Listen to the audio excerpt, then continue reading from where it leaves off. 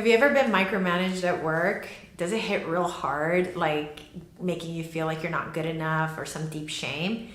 That didn't start at work. That's following you at work and started from conditioning with your childhood, overcritical parents, and constantly trying to earn a loving.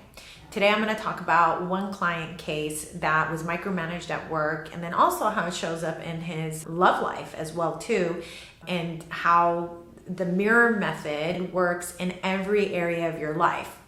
Just a quick recap. The mirror method is the condition of your heart, the condition of your mind, or your behaviors, and it shows up through your relationships, your experience in your relationships. So let's go ahead and understand the core issue here, which is the pain of not being good enough, which is one of the most pervasive pain points that we have as human beings. I yet have met a person that has not experienced some level of not feeling good enough. We're all, to some extent, trying to earn a loving out there, which is incredibly painful. It's deep, deep grief when we start to unravel it and go under the deeper layers of not good enough. But it does also show up in very interesting ways. So if the condition of my mind, or in this case, the client that I'm talking about, is I'm not good enough, that's what he thinks about himself. That's his belief about himself, the condition of his mind. And the condition of his heart is that he's sad about it, right? Now, sadness shows up as fear and anger sometimes. Now, if you'd like a deeper dive to understand how fear and anger are related to grief, check out my playlist titled Trauma and Emotions to get a deep dive and understand how that works. Anyways, going back to my client. He holds a PhD, very, very highly educated, works at a company, and is incredibly meticulous and detail-oriented about everything. And as soon as his boss comes and gives him any kind of feedback, either he is being micromanaged or he perceives it as being micromanaged. And it creates a lot of anger, pushback, frustration at first, and then deep grief, and then fear of losing his job. So he's like going through the cycle of fear, anger, and grief through his work, and just feeling like I'm doing my best, I'm giving my all, I'm dotting all of my I's and crossing all of my T's. Why am I getting micromanaged? And so at that point, we started to look at like, okay, well, where is this coming from? Is this feedback? Do you see the good feedback that's happening? Or are you only focusing on the quote unquote critical feedback or constructive feedback?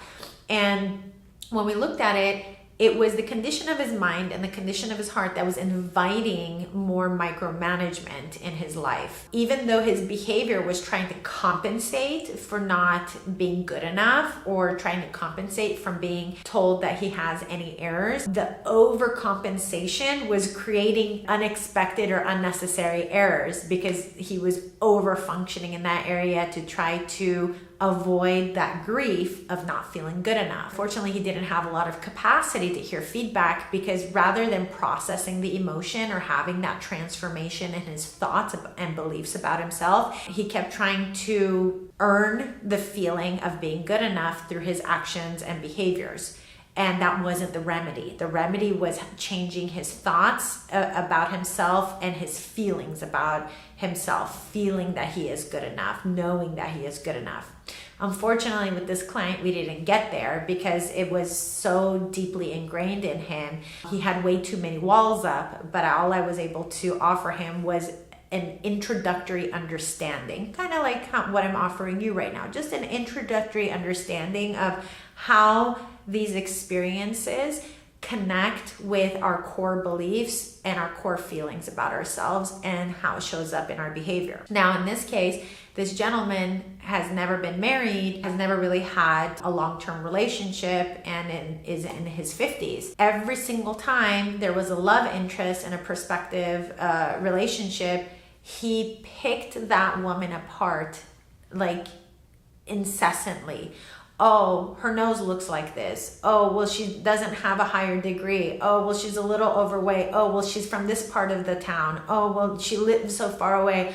Oh, I don't like the smell of her perfume. All of these conditions. So at this point, the mirror method is his own behavior being reflected through another relationship The way he gets picked apart by a micromanaging supervisor is the way he picks himself apart, is the way he was conditioned to be picked apart because his parents were highly critical, both of them. So he didn't have any respite or a break. There wasn't one person in his upbringing that gave him grace of like, it's okay, don't worry about it. Highly critical environment that he grew up in. And so that's the only thing that he knows, because it's the condition of his heart and the condition of his mind. It's going to be the way he shows up in his behavior. The only thing he could do was to project that same experience onto his interpersonal relationships. And unfortunately, it would not allow him to get into any close, romantic, intimate relationship, because all he was able to do was see a potential love interest through the lens of criticism, of error, of not good enough. And so if you can relate to any part of this video, I thoroughly invite you to start changing the condition of your mind and condition of your heart to just being enough because you exist. Just that simple.